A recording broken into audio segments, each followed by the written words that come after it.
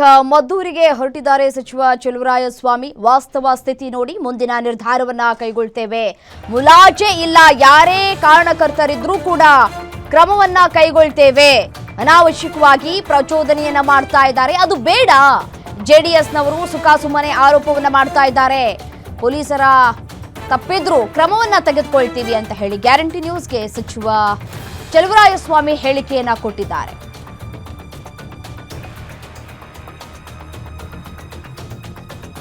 ನೋಡಿ, ಜೆಡಿಎಸ್ನವರು ಸುಖಾಸುಮ್ಮನೆ ಆರೋಪವನ್ನ ಮಾಡ್ತಾ ಇದ್ದಾರೆ ಅಂತ ಹೇಳಿ ಚಲುವರಾಯಸ್ವಾಮಿ ಅವರು ಹೇಳ್ತಾ ಇದ್ದಾರೆ. ಪೊಲೀಸರ ತಪ್ಪಿದ್ರೂ ಕ್ರಮವನ್ನ ತೆಗೆದುಕೊಳ್ತೀವಿ ಅಂತ ಹೇಳ್ತಾ ಇದ್ದಾರೆ.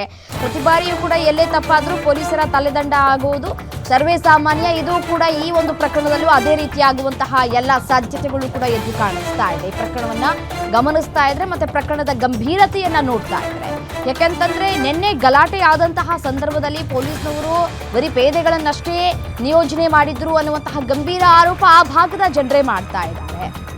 ಸೊ ಹಾಗಾಗಿ ಈಗ ಚಲುವರಾಯಸ್ವಾಮಿ ಅವರು ಹೇಳಿಕೆ ಕೊಡ್ತಾ ಇರೋದನ್ನ ನೋಡ್ತಾ ಇದ್ರೆ ತಲೆದಂಡ ಫಿಕ್ಸ್ ಅಂತ ಕಾಣಿಸ್ತಾ ಇದೆ.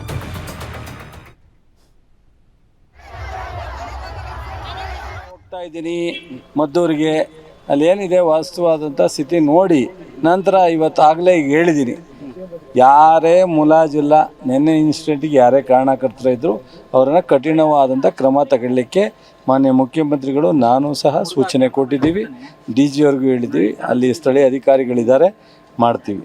ಇವತ್ತು ಅನಾವಶ್ಯಕವಾದಂಥ ಪ್ರಚೋದನೆ ಮಾಡ್ತಕ್ಕಂಥದ್ದಕ್ಕೆ ಮಾಡ್ತಾ ಇದ್ದಾರೆ, ಅದನ್ನು ಬೇಡ ಅಂತೇಳಿ ನಾನು ರಿಕ್ವೆಸ್ಟ್ ಮಾಡಿದ್ದೀನಿ. ಅದರ ಮೇಲೆ ಏನಿದೆ ಜಿಲ್ಲಾಡಳಿತ ಗಮನ ಹರಿಸ್ತಾರೆ. ಒಳ್ಳೆದಾಗಲಿಲ್ಲ, ರಾಜಕೀಯವಾಗಿ ಬರೋದು ಇನ್ಯಾರ ಬಂದವ್ರಂತೆ, ಇನ್ಯಾರ ಪರ ಬಂದವ್ರಂತೆ, ರಾಜಕೀಯವಾಗೇ ಬಂದಿರೋದು. ಒಳ್ಳೆದಾಗಲಿ, ಹೋಗಿದ್ದು ಬರಲಿ, ತಪ್ಪೇನಿದೆ?